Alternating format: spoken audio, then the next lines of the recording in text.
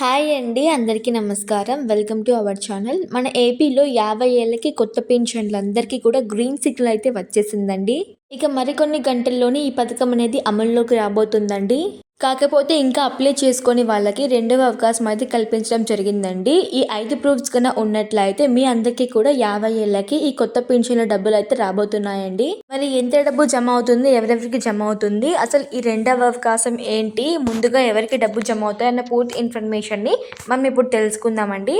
అంతకంటే ముందుగా మొదటిగా మన ఛానల్‌ని చూస్తున్న వాళ్ళు ఉంటే ప్లీజ్ సబ్స్క్రైబ్ చేసుకోండి. మీకు ఈ వీడియో నచ్చినట్టయితే కొంచెం లైక్ చేసుకోవడం మాత్రం మర్చిపోవద్దండి. ఇక ఈ పింఛన్లలో భాగంగానే వితంతువు పింఛన్ కూడా 4,000 రూపాయలు ఏపీ మహిళ చేతులకు అందడానికి సిద్ధంగా ఉందండి.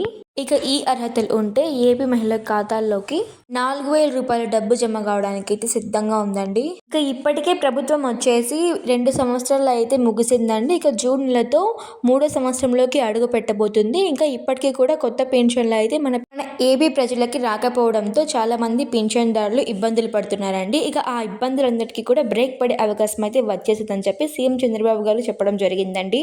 ఇక ఈ నేపథ్యంలోని ఏపీలో ఉన్న పింఛన్దారులు అందరికీ కూడా ఒకటేసారి వితంతు పింఛను, దాంతోపాటు 50 ఏళ్ల కొత్త పింఛన్ ఇవ్వడానికైతే మన ప్రభుత్వం అయితే నిర్ణయం తీసుకోవడం జరిగిందండి. ఇక ఇప్పటికే వితంతు పింఛన్లో భాగంగానే ఒక కేటగిరీ వారికి అయితే పింఛన్ వస్తూ ఉందండి. ఇక రెండవ కేటగిరీ వారికి డబ్బులు ఎప్పుడు వస్తుంది, ఇక అలాగే 50 ఏళ్ళకి కొత్త పింఛన్లకి రెండో అవకాశంగా ఎలా అప్లై చేసుకోవాలి, ఏ డాక్యుమెంట్స్ అవసరపడతాయి అన్న విషయాల్లోకి వస్తే ఇక గత ఏడాది కంటే ఈ ఏడాది చూసుకున్నట్లయితే కొత్త పింఛన్లు తీసుకునే వారి సంఖ్య అయితే భారీగా పెరిగిపోయిందండి.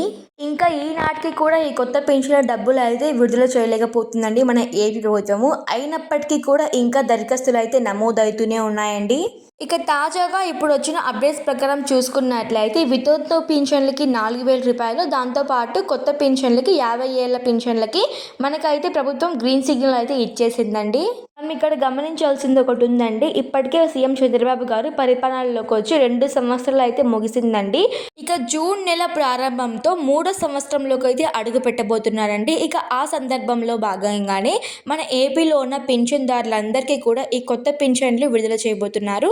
దాంతోపాటు వితంతు పింఛన్లు 4,000 రూపాయలు కూడా విడుదల చేయాలని చెప్పి నిర్ణయం తీసుకోవడం జరిగిందండి. ఇక ఈ జూన్ నెల నుంచి దరఖాస్తులు ప్రారంభం చేయబోతున్నామని, ఎవరికైతే అర్హత ఉందో వారందరూ కూడా అలర్ట్గా ఈ పనులన్నీ ముగించుకోవాలని చెప్పి సీఎం చంద్రబాబు గారు తీర్మానించడం జరిగిందండి.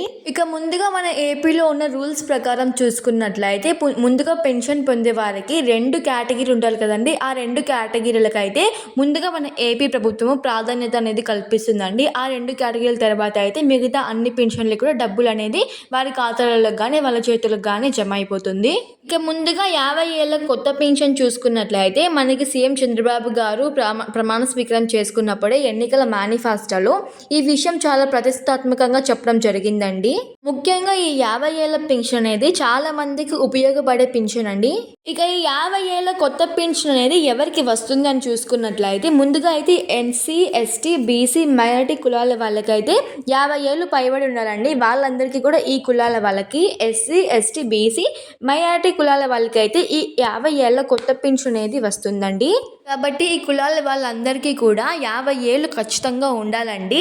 50 ఏళ్ళకి ఒక్క సంవత్సరం తక్కువ ఉన్నా, అంటే 49 ఇయర్స్ ఉన్నా, ఒక్క రోజు తక్కువ ఉన్నా కూడా మీకైతే ఈ పథకం అనేది అనర్హతలుగా గుర్తిస్తుంది. ఖచ్చితంగా ఈ కులాలు ఉన్న వారందరూ కూడా 50 ఏళ్ళు పైబడి ఉంటేనే ఈ పథకానికి అర్హతలండి.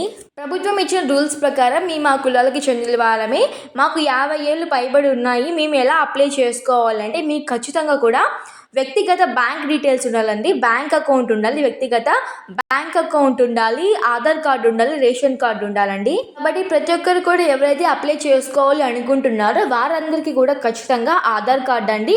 ఆధార్ కార్డు అప్డేట్ అయి ఉండాలి. ఖచ్చితంగా గుర్తుపెట్టుకోండి ఈ విషయం దయచేసి. ఖచ్చితంగా ఎవరైనా అప్లై చేసుకోవాలనుకుంటున్నారో వారందరికీ కూడా ఆధార్ కార్డు అప్డేట్ అయి ఉండాలండి. బయోమెట్రిక్ వేలిముద్ర ఉంటుంది కదండి, ఆ వేలిముద్ర మనము 6 నెలలకు ఒకసారి అప్డేట్ చేసుకుంటూ ఉండాలి.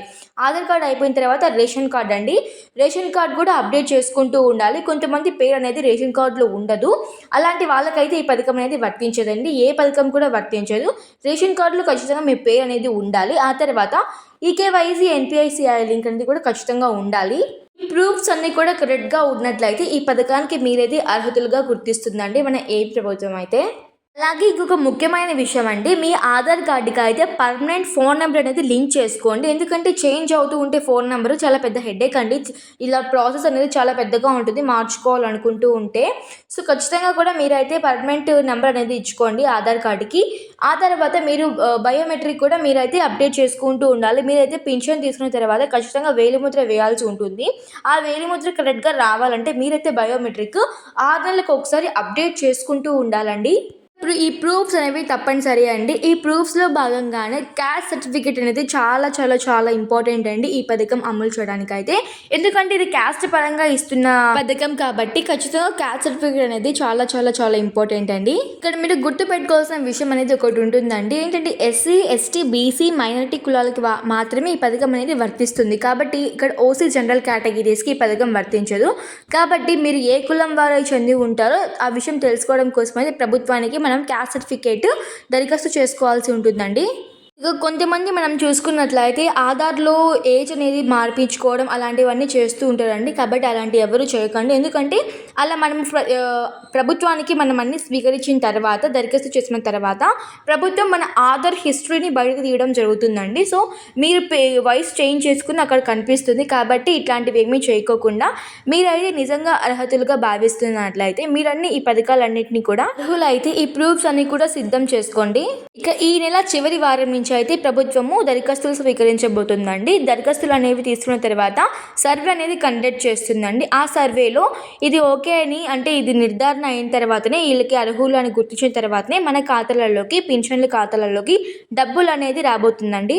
కాబట్టి ప్రతి ఒక్కరు కూడా అర్హులైన వారు Aadhaar card, ration card, eKYC, NPCI link ఇవన్నీ కూడా దానికంటే ముందుగా క్యాస్ట్ సర్టిఫికేట్ అండి. ఇవన్నీ కూడా మీరైతే సిద్ధంగా పెట్టుకోండి.